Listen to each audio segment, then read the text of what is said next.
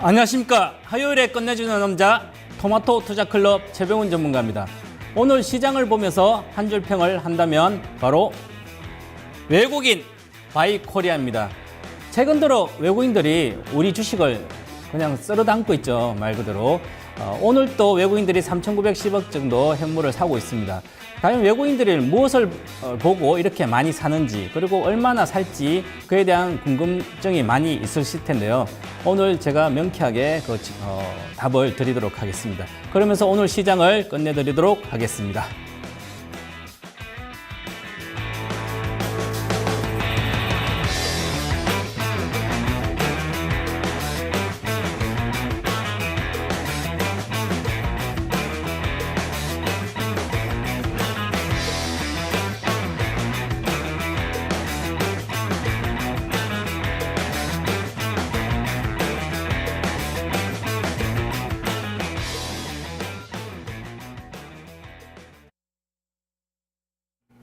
네, 1분기 실적 시즌인데요. 아직까지는 좀 잠잠하죠. 하나, 둘씩 실적 발표 내놓으니까 이 부분 좀 챙겨보셔야 될 텐데요. 조금 전 IC칩 전문 업체 코나이가 1분기 실적을 내놨습니다.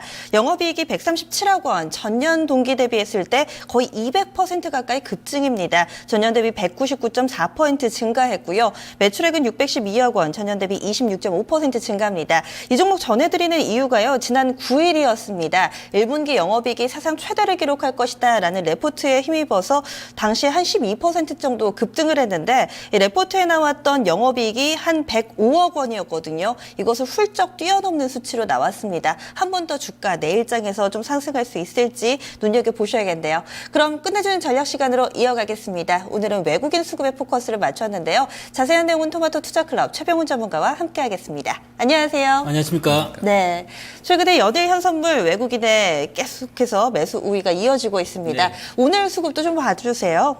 네, 오늘 또 현물에서 외국인들이 한 3,910억 사고 투신에서 오늘 또 펀드 쪽에서 한 1,210억 산 걸 다 받아내고 있습니다. 오늘 연기금이 830억 정도 샀지만 여기서 가장 이 시장에서 크게 지금 기여를 하고 있는 게 바로 외국인입니다. 오늘 코스피 같은 12.8% 올랐는데요. 이게 바로 외국인의 어떤 힘이지 않을까 이제 그렇게 보고 있고요. 최근 들어 외국인들이 계속 샀고요.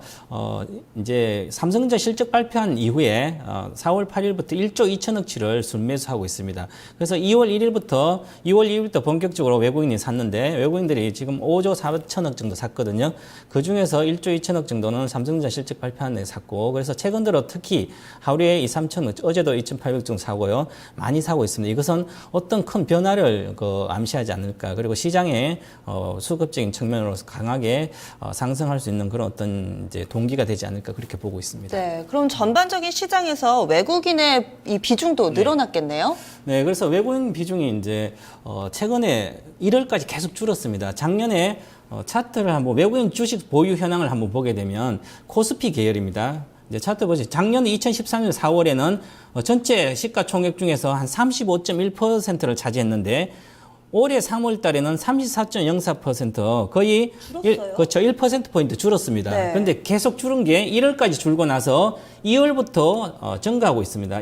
2월부터 시작해서 3월부터 증가됐죠. 33.9에서. 네. 그래서 3월부터 좀 증가가 나타나고 있는 상태에서 최근 들어 또 외국인들이 많이 사고 있기 때문에 좀 더 늘어나지 않겠나 이렇게 보고요. 그리고 지금 2015년 3월 기준 시가총액 코스피 계열이 1272조 정도 되거든요. 그래서 이 한 1% 비중을 늘리려면 127억 정도가 되거든요.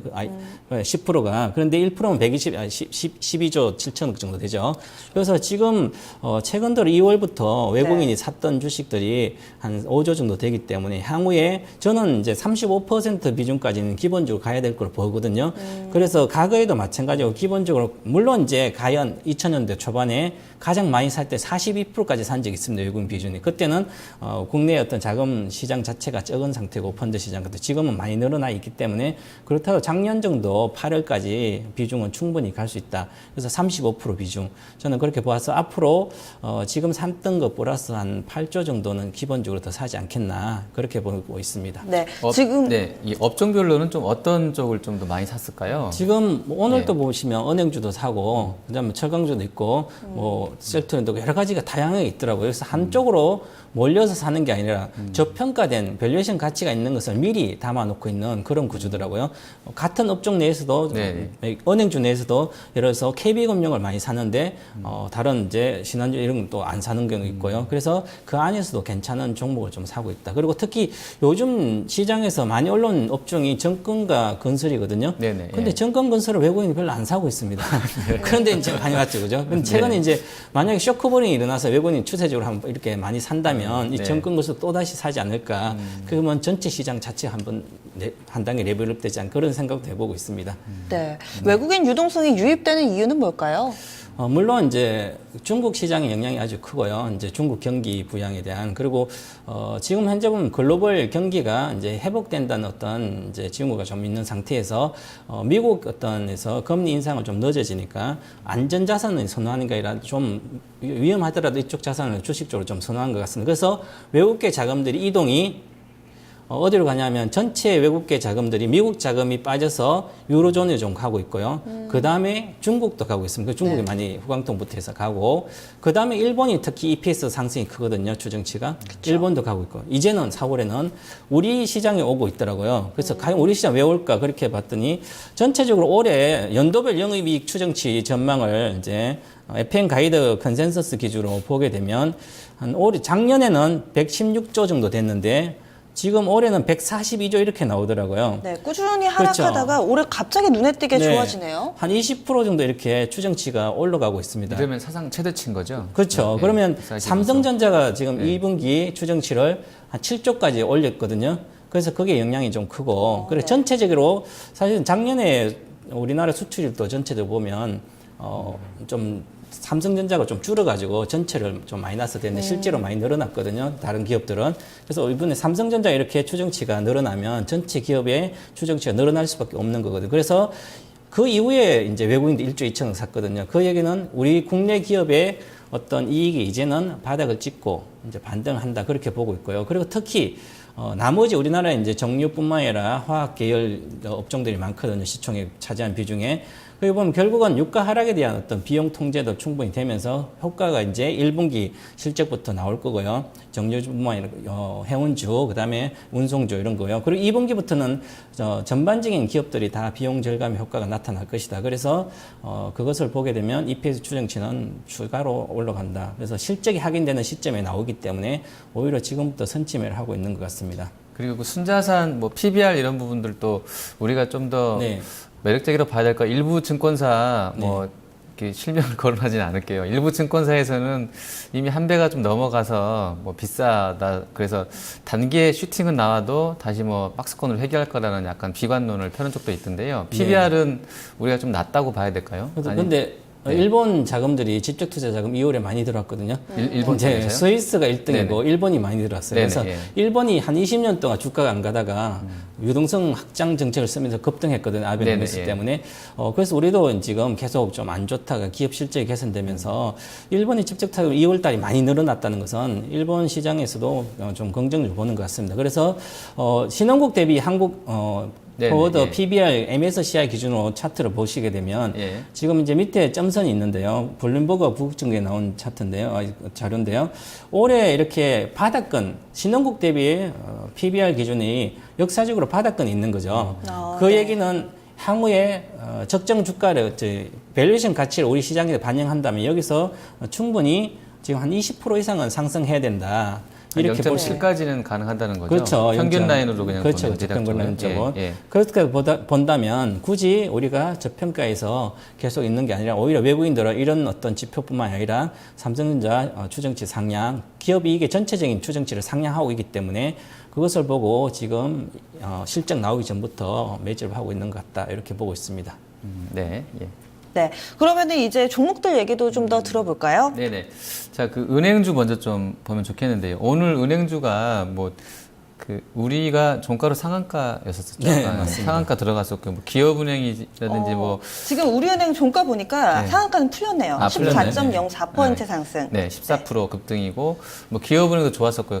갑자기 오늘 뭐 이렇게 은행주로 확 들어왔는데, 이쪽은 좀 어떻게 보세요? 외국인이 오늘 45만 6천 주 사고 네, 기관이 예. 112만 6천 주 샀어요. 예, 예. 그래서 어제 기관이 연기금이 42만 주를 사는 걸 시그널로 보고 오늘 다 지른 것 같습니다. 외국인하고 모든 사람들이. 예. 그게 다 개인이 오늘 168만 주 팔아줬네요. 네, 어쨌든 네.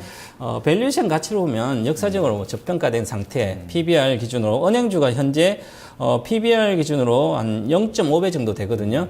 그리고 PER 수익 가치보다 9배 정도 되니까 굳이 저평가해서 수급적으로 오늘은 많이 들어오지 않았나 그렇게 보고요. 요즘 최근 들어서 이제 실적이 좋아지는 정권이나 건설이 또 많이 올라간 상태에서 네. 그리고 개별적으로 실적 좋은 주식 많이 올라왔습니다. 그런 상태에서 어느 정도 정권주가 조정 들어간 타이밍에 같이 저평가된 종목이 같이 올라왔거든요. 오늘 코스닥도 다음 카카오라든지 네이버라든지 그동안 많이 네네, 빠진 것들 예. 반등해줬고요. 예, 특히 가스공사도 뭐 그렇죠. 그런 식이죠. 가스공사도 예, 이제 바닥에서 오늘 반대해줘. 맞아요. 그 네. 차원에서 낙폭과대에 대한 반등, 순환매 정도 봐야 될 것 같고요.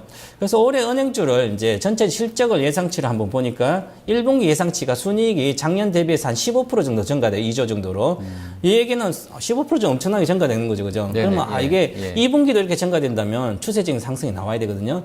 1분기뿐만 아니라 2분기도 증가하면 정권주처럼 쭉 가야 되거든요. 근데 1분기 나온 이가 일시이례적인 어떤 충당금 어떤 감소라든지 특별이익이 뭐 그렇죠. 들어가 있는 특별이익이라든지 건가요? 이런 것 때문에 네, 그렇거든요. 그런데 결과적으로 최근에 은행주가 안 갔던 것들이 정책적인 어떤 금리 정책 그것 때문에 못 가고 있었는데요. 그것은 2분기도 계속 이어질 걸로 보이고 그러면 결과적으로 순이자 마진 NIM은 하락하고 있거든요. 그렇다는 것은 실적 개선이 2분기부터 쉽지 않기 때문에 이번 반등은 기술적으로 한 20-30% 정도까지 반등하고 다시 행보하지 않겠나. 종목별로 말씀하시는 그렇죠. 거죠? 20, 30% 대다수 정도는? 그렇다는 거죠. 그리고 사실 이제 오늘 기업은행 같은 건 우리 은행도 급등했지만 너무 이제 뭐 어떤 배당이나 이런 거 보더라도 절대적인 저평가 구간이 있었기 때문에 네, 기업은행 같은 거는 매짓이 아주 큰 상태죠. 예전에 첫 출연하실 네, 때 기업은행을 추천하셨었는데 그때가 거의 12,000원이었잖아요. 네. 오늘 종가가 한 16,000원 됐나요? 얼마가 한 6,000원까지 올라왔을까요? 네. 네, 14,750원이에요. 15,000원인데 이 정도면 그래도 싸지 않을까요? 그렇죠. 네. PBR 뭐 이런 거 보면 배당만 보더라도 한 3% 정도 이익이 배당 수익이 네네, 나오니까 예. 충분히 장기 투자로는 가능하죠. 근데 요즘 뭐 워낙 주식이 정권주보다 급등하니까 맞아요. 그걸로 상대적으로 만족하겠습니까? 보면, 그죠? 네. 네. 그럼 은행주는 아까 말씀하신 것처럼 그럼 단기에 뭐 네. 이런 이슈 때문에 좀 올라오면 오히려 좀 처분하는 게 맞다고 그렇죠. 우리 올해는 같은 경우는 15% 정도니까 여기서 추가적인 한 10% 정도 가면 25% 정도 되죠. 그래서 그리고 기업은행 같으면 15,500원, 16,000원 사이에서 한번 조정이 들어갈 것 같고요. 그래서 이번에 단기로 들어가신 분은 이익을 실현하는 게 좋을 것 같습니다. 그리고 현 강세장이라고 해서 이제 네네. 2,100포인트, 2,200 이렇게 간다면 이제 다 가는 게 아니라 그것도 실적이 받쳐줘야만 가거든요. 그래서 과거에 작년 시대의 화장품주나 바이오주 이런 것들은 실적이 받쳐줘 끝없이 갔거든요. 조정하고도 가고. 그것처럼 지금 올해도 마찬가지 지수가 간다더라도 업종별로 실적이 나오는 정권이나 이런 쪽 건설이나 것은 조정받더라도 충분히 실적이 받쳐주기 때문에 조정 시에는 들어가야 된다. 그렇게 보고 있습니다. 저는. 네, 실적 없이는 예. 지속성이 힘들다라고 그렇죠. 보시는 맞습니다. 건데 네네. 지금 은행 쪽 말고도 오늘은 전반적으로 좀 소외됐던 네. 종목군들이 강했잖아요. 뭐 예. 보험도 있었고 통신, 포털 사이트들도 그랬고 백화점주들도 연일 52주 신저가 종목의 리스트에 네. 이름을 막 올렸는데 신세계가 오늘은 대표적이죠. 네, 네, 신세계. 급등도 나오고요. 네. 오늘 좀 크게 빠진 종목들 반등이 나왔는데 이들 종목들에 대한 전반적인 투자 의견을 좀 주신다면요. 여기서 추가한 10% 정도는 맥시멈 10% 정도 보면 될 것 같고요. 그리고 다시 행보할 거다. 저는 그렇게 보고 있습니다. 그래서 이제 예를 들어서 수급이 끝까지 좀 받쳐주는 업종들이 있거든요. 그 네. 업종들은 지금 정권과 건설이에요. 그러면 지금 기관들이 많이 사가지고 있는 상태에서 외국인이 들어오게 되면 그러면 이렇게 소외된 업종을 계속 사진 않거든요. 실적에 어떤 기반을 두기 때문에. 그렇다면 실적을 기반 둔 것은 결국은 외국인들은 쇼크를 하든지 어쨌든 사야 되거든요.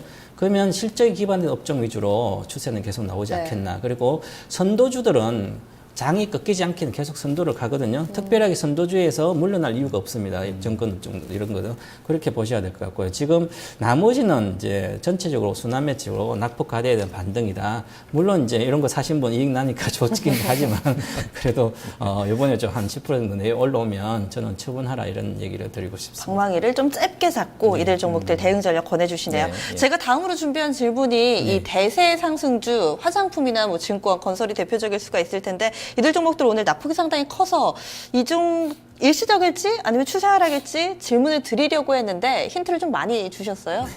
아모레퍼시픽 같은 경우는 3.3% 이렇게 빠졌잖아요.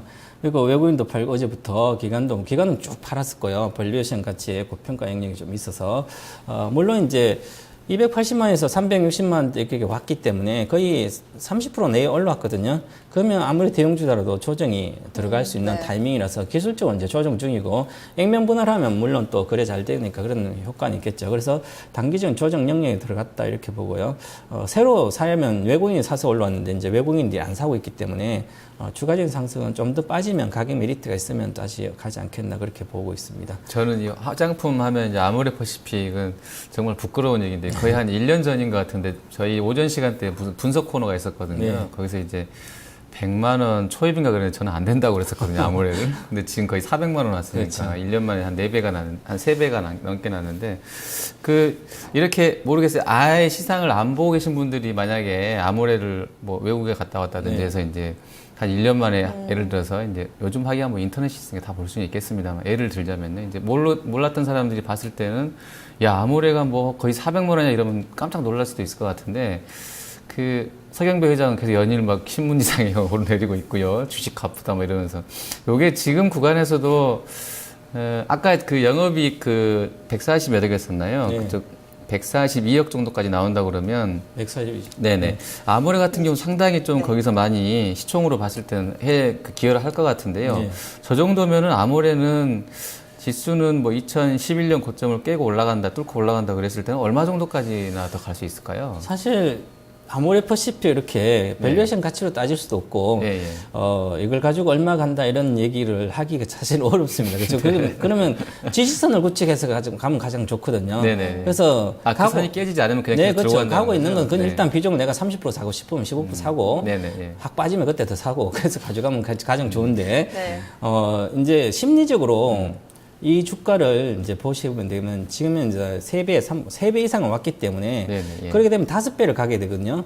그러면 이게 430만 원 정도 네네, 예. 만약에 심리주 간다면 예, 그렇게 예. 가야 되지 않을까 최종적인 목표는 예. 저는 그렇게 왜냐하면 이 주가란 건 사람이 하기 때문에 결과적으로 어떤 기술적 영역도 있지만 이제 네. 가격 100% 가고 더블 가고 3배, 5배, 10배 이렇게 가거든요. 어떤 바닥권을 시작된 시세의 퍼센트가 중요하다는 저가에서 거죠. 그래서 예, 예. 뭐 테마주도 이런 것도 10배 가면 거의 못 가거든요. 근데 이 종목은 3배 이상 간 상태일 때 85만 7천에서 그렇게 네네, 되면 예. 이게 5배는 충분히 갈 수가 있거든요. 네. 그렇게 되면 지금 383만 원 찍었거든요. 네네, 이걸 예. 한 번 더 돌파하면 이제 430만 원이거든요. 그래서 거기 내까지 가지 않겠나.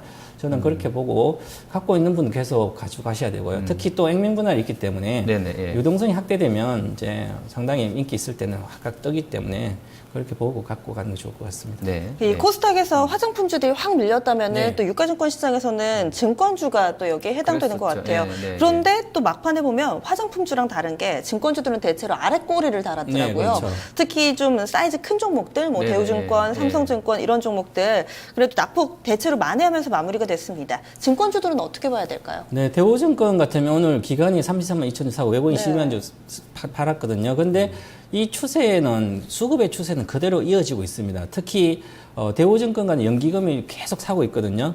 그럼 오늘 또 63만 주 샀습니다. 이제 33만 중에 투신하고 투신 3원 1번은 팔았지만 연기금이 사고 있는 것은 실적을 보고 사고 있다는 거죠. 그리고 다른 증권주도 마찬가지고 그럼 연기금이 추세적으로 계속 사고 있으면 그러면 시장에서 지금 연기금들이 시장에서 오늘 또 830을 샀는데 그중에서도 이렇게 증권주를 사고 있다는 것은 증권주 실적이 지금 당장뿐만 아니라 향후에 1년 뒤에도 실적이 좋아진다는 얘기거든요. 그래서 이제 분석 보고에서 보면 1분기 실적도 좋지만 2분기도 좋다. 그리고 내년에도 또 올해보다 또 20% 정도 성장할 수 있다. 이렇게도 나오거든요.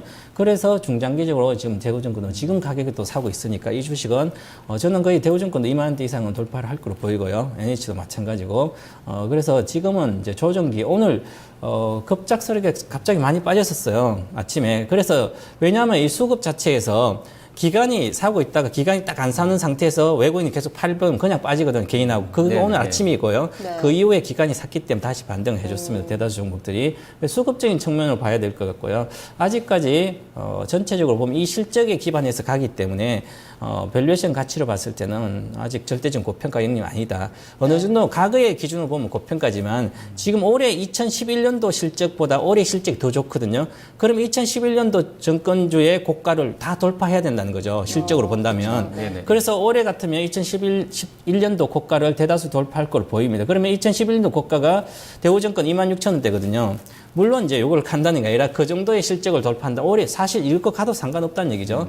그런 측면 뭐 지금 16,000이다. 그러면 지금 연기금도 사고 있기 때문에 중장기 투자자가 중장기 투자자는 단기로 팔기 위해서 계속 어느 정도 좋게 사는 거죠, 그죠? 그래서 제가 이제 장기적으로 대우증권뿐만 아니라 삼성증권, NH 이런 것은 지금 이제 인기 있는 시대가 바뀐 게 바로 펀드가 ES 쪽이다 이런 거거든요. 장외 파생 상품, 네. 자산 관리 쪽이기 때문에 이쪽에 해외 쪽에 시장이 좋기 때문에. 그쪽도 같이 가고 있어서 수혜가 계속되고 있다. 그 업황 자체는 아주 좋은 상태다. 네. 그래서 오히려 조정 시에는 저는 매수로 해야 된다 이렇게 보고 있습니다. 그 대우증권 아까 제가 보니까요. 네. 그 1년 전에 거의 8,000원밖에 안 했더라고요. 네, 근데 이제 7,990원 예, 저가입니다. 이제 16,000원이니까 한 배밖에 안 났는데요. 전에 보니까 그 2003년 시즌에 구조조정 한번 하고 나서 그때 이라크전 있기 전에도 안 좋았었거든요. 그때 이제 이후로 대부분 증권주들이 막 작은 종목 10배 올랐었어요. 네, 2007년도까지. 그리고 맞습니다. 저번에 서브프라임 때도 한 4배 정도 올랐었고 받았거든요. 근데 이번에는 한 배밖에 안 왔기 때문에 사실 그러니까 산술적으로 봐서는 네. 시세가 난 것도 아닌데 단기에 좀 워낙에 많이 올라 있어서 네, 대우증권 이제 7,950이 저가거든요. 그래서 예, 예. 16,000원 정도가 100%이기 때문에 거의 목표가입니다. 그래서 16,000원 정도 17,200원 찍었는데요. 네. 그러면 여기서 조정받고 다시 가면 3배 간다면 24,000이거든요. 그래서 네, 네, 24,000까지도 보고도 갈 수도 있다는 얘기죠. 장이 좋으면. 자, 그러면 내일장 전망 좀 빠르게 해볼게요. 네. 일단 오늘은 장중에 아까 그 투신 쪽 매물 나오면 확 나오면서 이제 11시, 12시 구간에 네. 좀 밀렸다가 다시 또 거래소는 살아났고 코스닥도 약간 바닥에서는 조금 올라와서 마감됐었는데요. 무서워서 점심을 못 먹으러 가겠어요. 꼭 점심시간에 그러더라고요. 맞아요. 어떻게 좀 봐야 될까요, 내일은요? 예. 코스피 지수는 뭐 2111포인트인데요. 네, 예. 사실 지난번에 계속 제가 뭐 강조해 드렸듯이 2055포인트를 안착하면 언제든지 2100포인트 갈 수 있다 그랬고요. 추세적으로 월봉이 이제 박스권 돌파해서 가고 있습니다. 2023포인트. 그래서 네, 이번 달 종가로 2023포인트를 안착 깨지 않으면 추세적으로 2230일인가 최고가는 돌파할 걸로 보이고요. 그래서 지금은 이제 전체적으로 수급에 보시면 이제 기관이 투신권에 파는 그것을 대다수 연기금하고 외국인이 받아내고도 남거든요. 네네, 예. 그렇다는 것은 앞으로 투신권 매도가 지난번에 말씀드렸지만 한 2, 3조 정도밖에 안 남았기 때문에 이번 달 되면 거의 다 나온다. 그렇게 되면 앞으로 아까도 말씀드렸잖아요. 시작할 때 외국인 수급이 앞으로 8조 정도는 들어와야 된다. 그렇게 보면 받아내고도 충분히 들어갈 수 있기 때문에 네네, 지수는 예. 상방향 보고 가자. 이렇게 말씀드리겠습니다. 네, 바로 내일장 한판 승부 띄우겠습니다. 어떤 네. 부분인가요? 아까 정권건설 말씀드렸는데요. 네. 그래서 대림산업을 오늘 이제 내일 한판 승부로 가져왔습니다. 네, 어제 급등하고 오늘 시장 대비 견조했어요. 네, 대림산업은 이제 시작하는 어떤 그런 개념인데요. 다른 건설주보다 못 올랐죠. 못 올릴 이유는 여러 가지 이제 사우디 쪽에 자회사의 어떤 실적에 대한 우려인데 이 원가가 거의 이제는 본전 정도 온 것 같습니다. 원가율이. 그래서 또한 이제 올해부터는 1분기부터 시작해서 2분기 성수기인데 주택 부분하고 그다음에 YNCC가 있거든요. 천 NCC 쪽에 네네. 실적이 급증하고 있습니다. 그리고 자회사인 사모 쪽도 좋아지고 있고요. 그래서 이제는 악재가 다 반영이 됐고요. 그래서 물론 이제 중동 쪽에 어떤 정전의 리스크는 좀 있지만 그렇더라도 향후에는 이제 해외 쪽에 수주까지 보탬이 될 수가 있으니까 지금 주가는 바닥권이거든요. 월봉상 이제 시작하는 단가이기 때문에 지금부터 해서 목표가를 한 78,000까지 좀 들고 가시면 좋지 않겠나 그렇게 보고 있습니다. 지금 76,000원인데 목표 주가 87,000원. 네, 그렇죠. 네, 알겠습니다. 대림산업 내일장 눈여겨볼게요. 네, 고맙습니다. 감사합니다.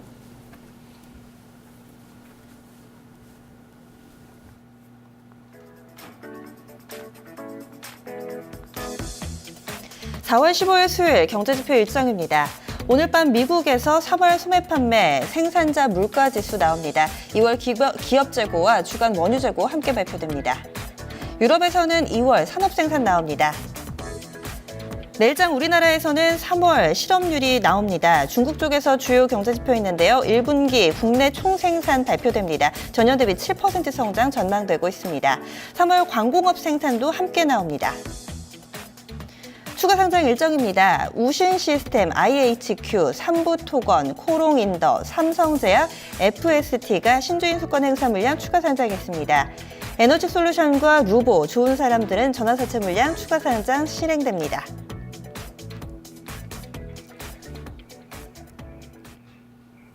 네, 오늘 뭐 글로벌하게도 흐름이 나쁘지 않았었고요. 또 우리 시장에서는 외국인 쪽 거의 4천억 매수 강하게 좀 들어와줬습니다. 이런 랠리가 좀 이어질지 개인적으로 상당히 좀 궁금해지는 상황인데요. 일단 코스피는 연고점 2110선 이상에서 마감이 됐습니다. 내일도 추가 상승 나오는지 지켜보시면 좋을 것 같습니다. 시청해주신 여러분 고맙습니다.